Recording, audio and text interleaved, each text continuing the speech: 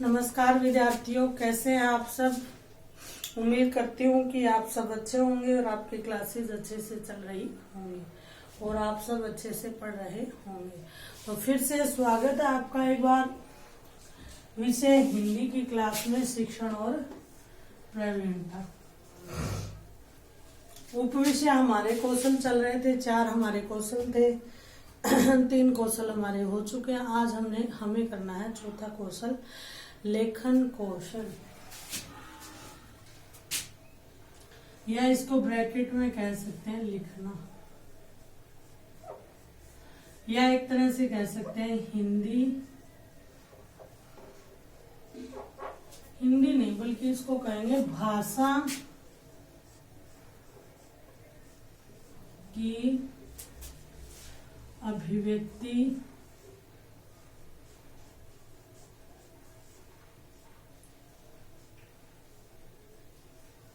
का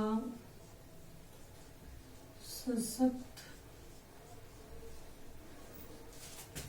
साधन।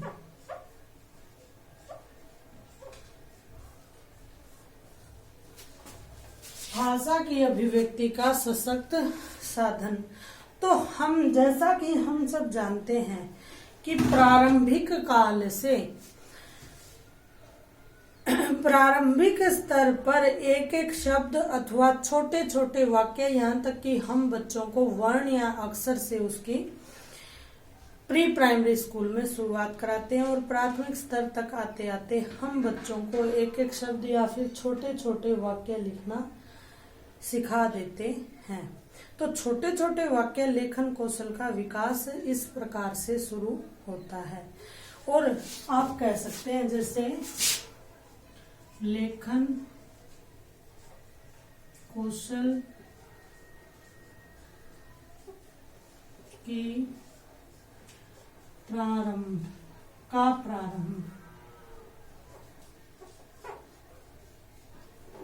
छोटे छोटे वाक्य लिखकर।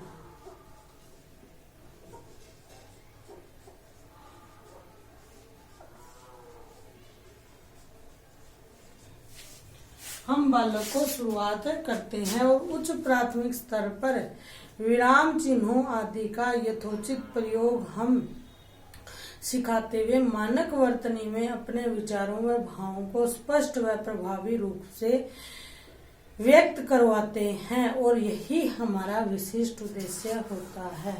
क्या करता है बालक?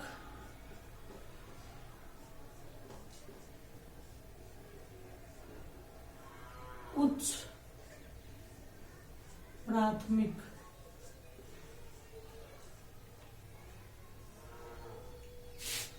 स्तर तक आते आते वह क्या करने लग जाता है? विराम चिन्हों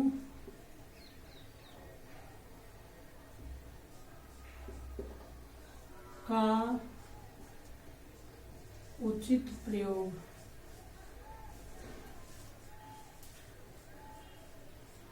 यहाँ पे आप एक चीज देखिए, ये मैं आपको चिन्हांकित करवा क्यों रही हूँ, क्यों लिखवा रही हूँ। आपको अभी ये कोई बड़ी चीज नहीं लग रही, लेकिन जिस दिन प्रश्न में ये पॉइंट पुट आउट हो गया उस दिन सब क्या हो जाएंगे, सारी कोचिंग, सारी आपकी किताबें, सारे इसके पीछे पड़ जाएंगे। बल्कि मैं आपको कई बार क्लासेस में कह चुकी हूँ कि आपकी ओरिजिनल द्वितीय वर्ष की हिंदी शिक्षण की पाठ्य पुस्तक द्वारा आपका सिलेबस हो रहा है और मैं यह मानती हूँ कि रीट की तैयारी के लिए यह मील का पत्थर साबित हो सकती है बुक। और देखिए, बड़ी छोटी छोटी चीज लेखन कौशल में इसमें से भी प्रश्न निकल सकते हैं कि बालक शब्दों का प्रयोग कौन सी अवस्था में सीखता है। तो प्राथमिक स्तर आ जाएगा। बालक विराम चिन्हों का उचित प्रयोग कौन सी अवस्था में सीखता है, सीधा सीधा प्रश्न बन सकता है उच्च प्राथमिक स्तर पर। लेकिन शायद वही होता है, एक साइकोलॉजिकल, एक मनोवैज्ञानिक तत्व काम करता है कि हमें यह लगता है कि यदि हम कंपटीशन की तैयारी कोई ऑनलाइन जैसे किसी भी कोचिंग संस्थान के माध्यम से कर रहे हैं तो हम बड़ा अच्छा पढ़ रहे हैं, यह हमारे दिमाग में एक अवधारणा बनी हुई होती है। बल्कि जब रिजल्ट आता है तो आप सर्वे करके देख सकते हो कि 90% वह बालकों का चयन प्राप्त करते हैं जो अपनी सेल्फ स्टडी के दम पर आगे बढ़ते हैं, और 10% ही कोचिंग संस्थान, और वह भी प्योरली कोचिंग संस्थान के बेस पे। ऐसा संभव नहीं हो सकता। उस बच्चे को भी कहीं न कहीं अपनी कोचिंग का जो सिलेबस है पूरा होने के बाद सेल्फ स्टडी करनी पड़ती है। बाकी आगे आपकी इच्छा है, आप सब समझदार हैं, आप पे किसी प्रकार का बल नहीं दिया जा सकता। तो देखिए, और यह इसका विशिष्ट उद्देश्य भी क्या है? विशिष्ट उद्देश्य है मानक वर्तनी। अब ये मानक वर्तनी क्या चीज है या मानक हिंदी क्या चीज है वो आपको देखनी पड़ेगी। एक बार देखते हैं। मानक वर्तनी का शुद्ध प्रयोग लेखन कौशल का क्या है? विशिष्ट उद्देश्य है।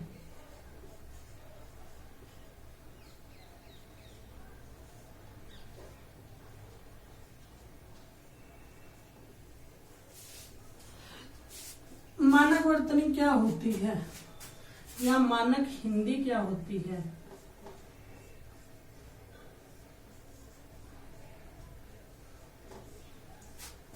जो हम आम बोलचाल में प्रयुक्त करते हैं वह हिंदी का मानक रूप नहीं होता।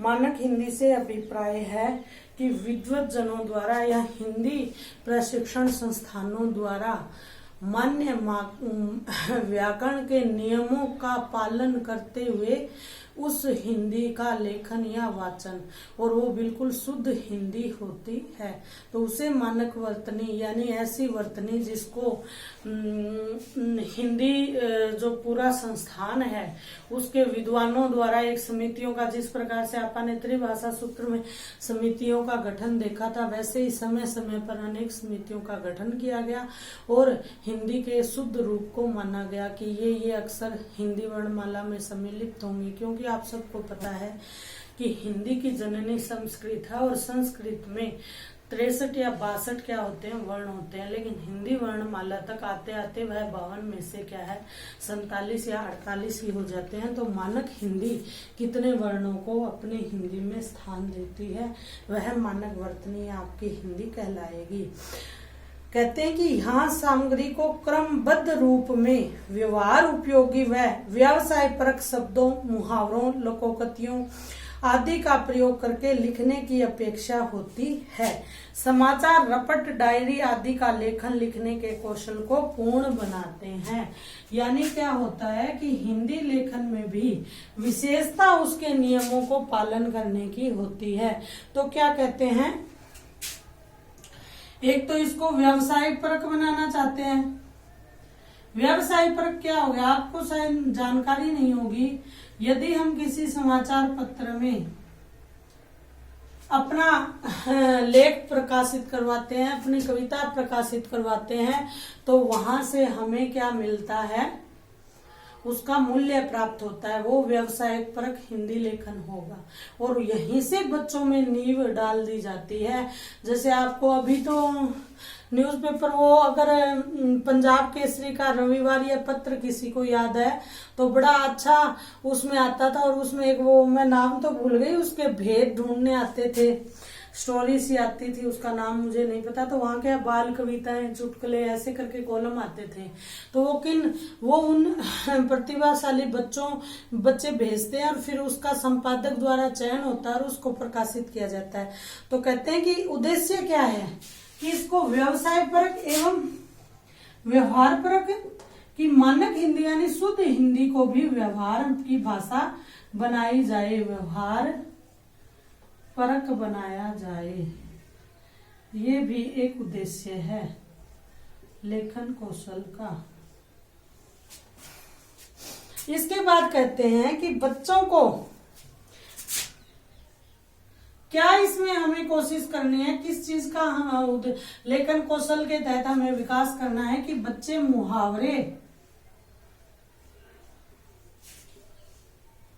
मुहावरों व लोक लोकोक्ति का डेफिनेशन यही संधि विच्छेद यही होगा ना, लोक उक्तियों, मुहावरों व लोक उक्तियों का बालक प्रयोग करे।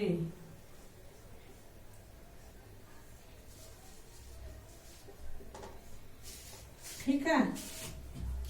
और इसके आगे भाई क्या, किस लेखन में अपना हाथ आजमाए? कविता, डायरी, रपट,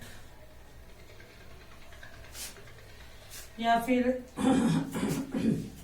संस्मरण, जैसे वो अपनी नानी के यहाँ गया है, आदि लेखन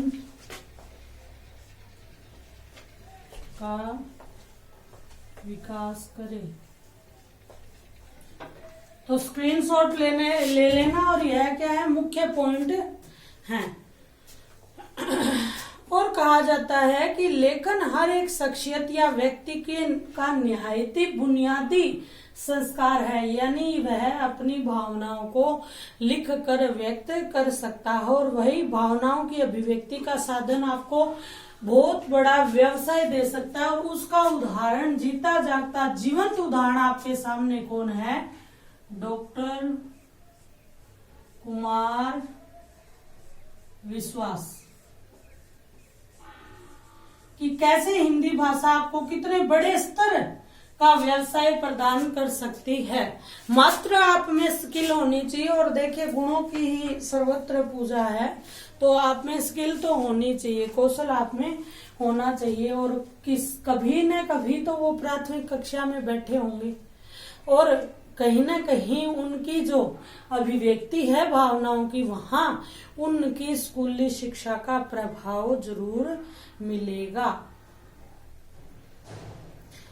अब आगे देखिए, इंसान कुछ न कुछ उकेरना चाहता है किसी भी स्तर पर।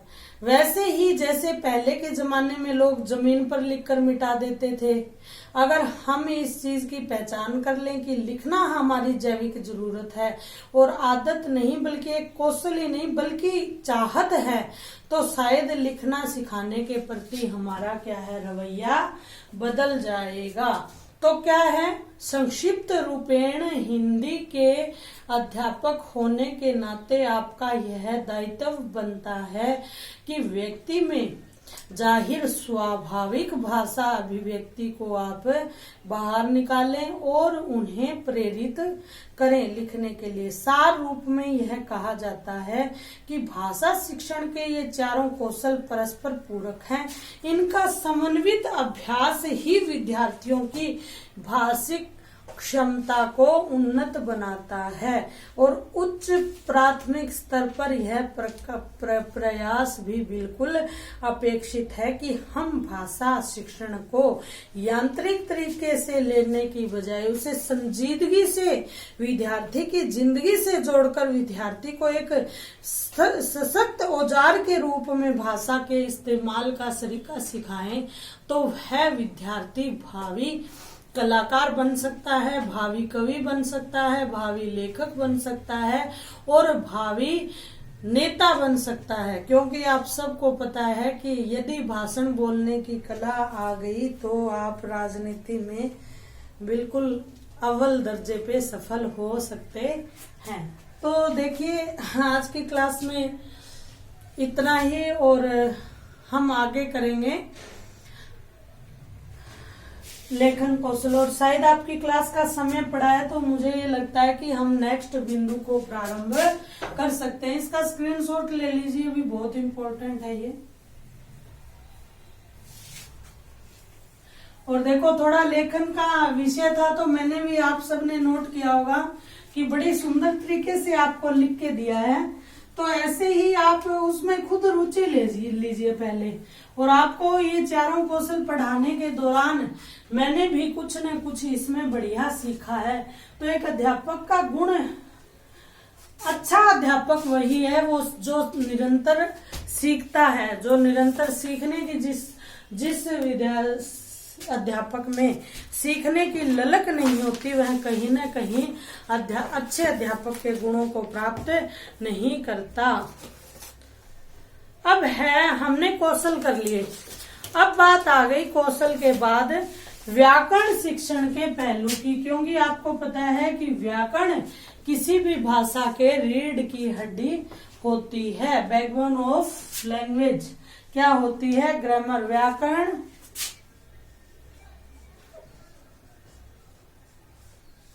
शिक्षण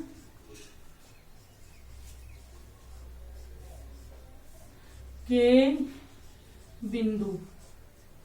बिंदु अर्थात व्याकरण शिक्षण, यानी व्याकरण का ज्ञान हमें विद्यार्थियों को किस भांति करवाना चाहिए। तो कहते हैं कि हम सब जानते हैं कि भाषा मूल रूप से कुछ विशिष्ट नियमों पर आधारित होती है, और व्याकरण की परिभाषा ही क्या होगी? नियम।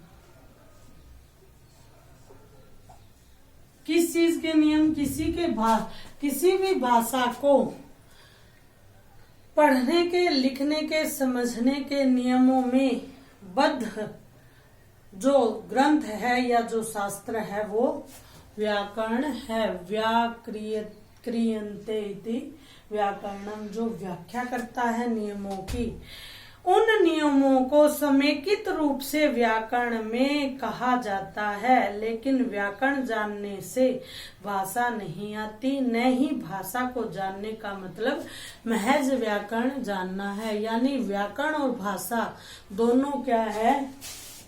एक ही सिक्के के दो पहलू है। एक ही सिक्के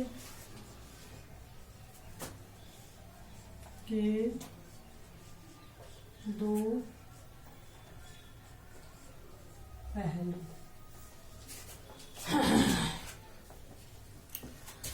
हैं। लेकिन व्याकरण कहा जाता है कि भाषा जानने का सही मतलब है कि भाषा की बारीकियों को जानना, भाषा की जरूरतों को जानना एवं उन संदर्भों के मुताबिक भली भांति भाषा का प्रयोग करना। यहाँ इन बातों का खुलासा करना जरूरी है कि व्याकरण भाषा से अलग नहीं है। यानी मैंने आपको कहा ना, व्याकरण और भाषा एक ही सिक्के के दो पहलू हैं। वह तो भाषा में समाई हुई है। जो भाषा जानता है वह व्याकरण भी जानता होगा। बच्चे ही नहीं, औपचारिक स्कूली शिक्षा से वंचित व्यक्ति भी अप्रत्यक्ष रूप से भाषा जानते हैं, और वह न जानते हुए भी व्याकरण का उपयोग करते हैं। इसका प्रमाण हम उनकी भाषा में देख सकते हैं।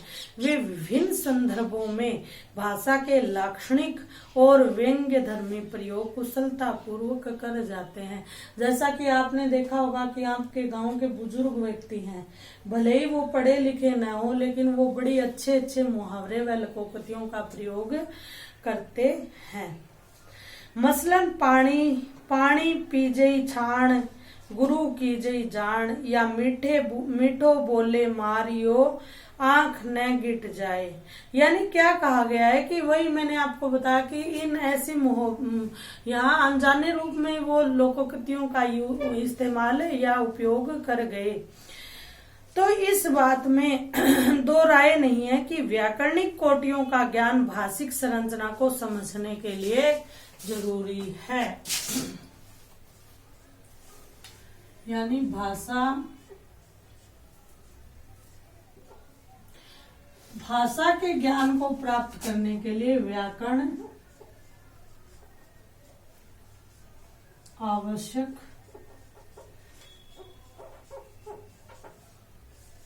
है। ये व्याकरण का ज्ञान आवश्यक है। अब कहा गया है कि संरचना की समझ से विद्यार्थी नवीन प्रयोग की तरफ अग्रसर होते हैं या बढ़ते हैं। सृजनात्मकता को बढ़ावा देने के लिए भी व्याकरण की आवश्यकता जरूरी है और व्याकरण के ज्ञान से हम भाषा के अनेक रहस्यों का उद्घाटन कर सकते हैं। अनेक शब्दों की परिभाषा के माध्यम से हम उनका गहन अध्ययन कर सकते हैं और व्याकरण के द्वारा हम भाषा को और संजीदगी प्रदान कर सकते हैं। तो इसीलिए आज की क्लास में इतना ही और आगे हम पढ़ेंगे भाषा शिक्षण के अन्य आयाम। अगली क्लास में क्या पढ़ेंगे हम? भाषा शिक्षण के अन्य आयाम।